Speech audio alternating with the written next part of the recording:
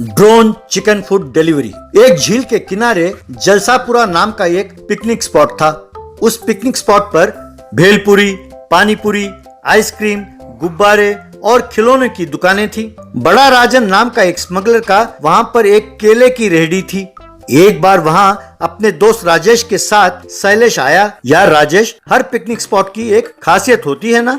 इस जगह की खासियत क्या है? नशा ही इस जगह की खासियत है। यहाँ पर लोग आकर नशा करते हैं और लौट जाते हैं, कहकर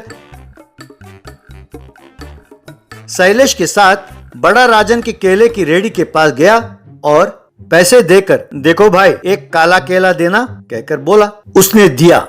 यार ये क्या? एक केले का 1000 रुपए? ये कोई साधारण केला नहीं है। काला केला मतलब केले के अंदर ड्रग्स होता है। ये कोड लैंग्वेज है। इस केले के अंदर नशीली पुड़िया है। वो जो केले बेच रहा है उसका नाम है बड़ा राजन। वो एक बड़ा स्मगलर है। उसकी कमाई दिन में हजारों की होती है। इन सब से मुझे क्या लेना देना है? मुझे नौकरी दिलाने वाले थे ना, उसका क्या हुआ? तब राजेश एक चिकन वाले के पास शैलेश को ले जाकर दुकानदार से, मैंने आपसे कहा था ना, मैं अपने दोस्त शैलेश को आपके पास काम करने के लिए लाया हूँ। ये आज से ही आपके पास काम करना शुरू कर देगा, कहकर चला गया। तब दुकानदार शैलेश से, देखो शैलेश, अपने दुकान पर चिकन के ऑर्डर आते हैं। तुम्हें बाइक में जाकर डिलीवरी करना होगा। यही तुम्हारा काम है। हर डिलीवरी का तुम्हें 100 रुपए दूंगा। तुम जितना डिलीवरी करोगे उतना कमाओगे। पर एक बात का ध्यान रहे, डिलीवरी ऑन टाइम होना चाहिए, नहीं तो चिकन ठंडी हो जाएगी और कस्टमर्स डिलीवरी को वापस कर देंगे। याद रहे। शैलेश ने डिलीवरी के ऑर्डर्स के पार्सल को डिलीवरी बॉक्स में रखकर बाइक में निकला। पिकनिक स्पॉट के पास वाले पुलिस चेक पोस्ट पर पहुंचा। तब इंस्पेक्टर वीर प्रताप ने शैलेश को रोककर, जरा बॉक्स खोलो, कहीं इसमें बड़ा राजन के ड्रग्स तो नहीं है, हमें तलाशी लेनी है। तब शैलेश ने बाइक के पीछे रखे बॉक्स को खोला और दिखाया। बॉक्स के अंदर देखकर इंस्पेक्टर वीर प्रताप, अंदर चिकन फूड है, ड्रग्स नहीं है। ठीक है, तुम जा सकते हो। शैलेश चला गया चिकन फूड डिलीवरी के लिए। यूं हर रोज 3 डिलीवरी करके 300 रुपए कमाता था। ये क्या, इससे चक्कर ज्यादा लगता है और कमाई कम होती है। मैंने सोचा पिकनिक स्पॉट है, गैर कानूनी काम ज्यादा होते हैं तो कमाई भी ज्यादा होगी। अब मैं क्या करूं? ऐसा सोचकर इस डिलीवरी काम के आड़े ज्यादा पैसे कमाने होंगे। जल्दी करोड़पति बनकर बंगला, कार सब खरीद कर जिंदगी में सेटल हो जाना चाहिए, ऐसा उसने सोचा।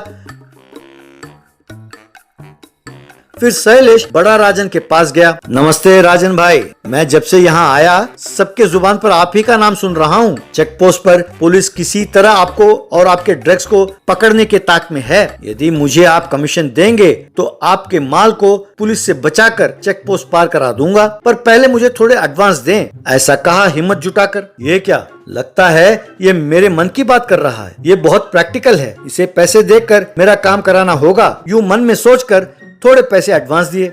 वो पैसे लिया, शैलेश वहां से चला गया। अगले दिन ड्रोन हैंडल पकड़कर शैलेश हवा में उड़ता हुआ चिकन फूड वाले के पास उतरा। ये देखकर दुकानदार, ये क्या शैलेश, तुम यूं हवा में उड़ते हुए आए हो? मालिक, बाइक में फूड डिलीवरी टाइम पर नहीं हो पाता है। कस्टमर शिकायत करते हैं कि खाना गर्म नहीं है, इसीलिए मैं ड्रोन लेकर आया हूँ। ड्रोन से गर्मा गर्म चिकन डिलीवर कर सकूंगा और ज्यादा ऑर्डर डिलीवर करके ज्यादा पैसे कमा सकूंगा। तुम बहुत होशियार हो शैलेश, इस ड्रोन के कारण मेरा धंधा भी बढ़ेगा और तुम्हारी कमाई भी, कहकर उसकी प्रशंसा करते हुए ऑर्डर पार्सल्स दिया। तब शैलेश ने चिकन पार्सल को एक हाथ में पकड़ा और दूसरे हाथ से ड्रोन हैंडल को पकड़कर हवा में उड़ा। यूं ड्रोन में उड़ता हुआ बड़ा राजन के पास उतरा। जैसे मैंने सोचा था, ये बहुत इंटेलिजेंट और प्रैक्टिकल फेलो है। ये जितना चाहिए उतना पैसा दे तो मेरा सारा माल बॉर्डर पार करा पाऊंगा। यूं मन में सोचकर, ठीक है शैलेश, मुझे तुम पर भरोसा है। ये जो पैसे हैं इसे चेक पोस्ट के पार करा दो। तब शैलेश ने उन पैसों को चिकन पार्सल्स के बीच में रखा और ड्रोन की मदद से हवा में उड़ने लगा। यूं हवा में उड़ता हुआ, वाह, ये ड्रोन आइडिया मेरी जिंदगी को बदलने वाली है। एक ट्रिप के 2 पेमेंट, यूं मन में सोचते हुए उड़कर चेकपोस्ट पार किया और बड़ा राजन के आदमी को वो पैसे सौंपा। फिर ड्रोन के सहारे से उड़ता हुआ उसने चिकन फूड की डिलीवरी भी की। इस तरह शैलेश ने एक ही दिन में कई चक्कर लगाए। शैलेश को बहुत पैसे मिले। अगले दिन शैलेश हवा में पार्सल लेकर उड़ रहा था कि एक चील चिकन की सुगंध से आकर्षित होकर उसके पास आई और चिकन पीस को चोंच मार कर ले गई। बैग में छेद हुआ तो कुछ रुपए हवा में उड़ते हुए जमीन पर गिरे। यूं नोटों को हवा में उड़ते हुए चेकपोस्ट पर तैनात इंस्पेक्टर वीर प्रताप ने देखा तो उसे शैलेश ड्रोन के सहारे उड़ता हुआ नजर आया। तो ये सब इस डिलीवरी बॉय शैलेश के कारनामे हैं। मुझे इनपुट तो मिला था कि बड़ा राजन के पैसे चेकपोस्ट के पार कर रहे हैं, पर मैं समझ नहीं पाया कि वो चेकपोस्ट के पार कैसे जा रहे हैं। अब समझ में आया, किसी तरह इसे और बड़े राजन को रंगे हाथ पकड़कर अरेस्ट करना होगा। यूं सोचा। हवा में उड़ रहे शैलेश बैग में बने छेद से अनजान था। चेकपोस्ट पार करके पैसे डिलीवर किया, फिर दोबारा हवा में उड़ने वाला था कि इंस्पेक्टर वीर प्रताप अपने गाड़ी में उसका पीछा करने लगा।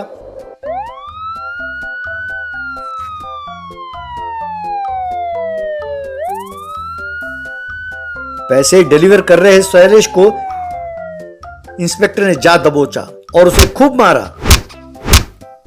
सर मुझे छोड़ दे, मैं बताता हूं कि बड़ा राजन ने पैसे कहां छिपाया है। शैलेश के दिए सूचना के अनुसार बड़ा राजन के पैसों को जब्त किया और उसे गिरफ्तार किया।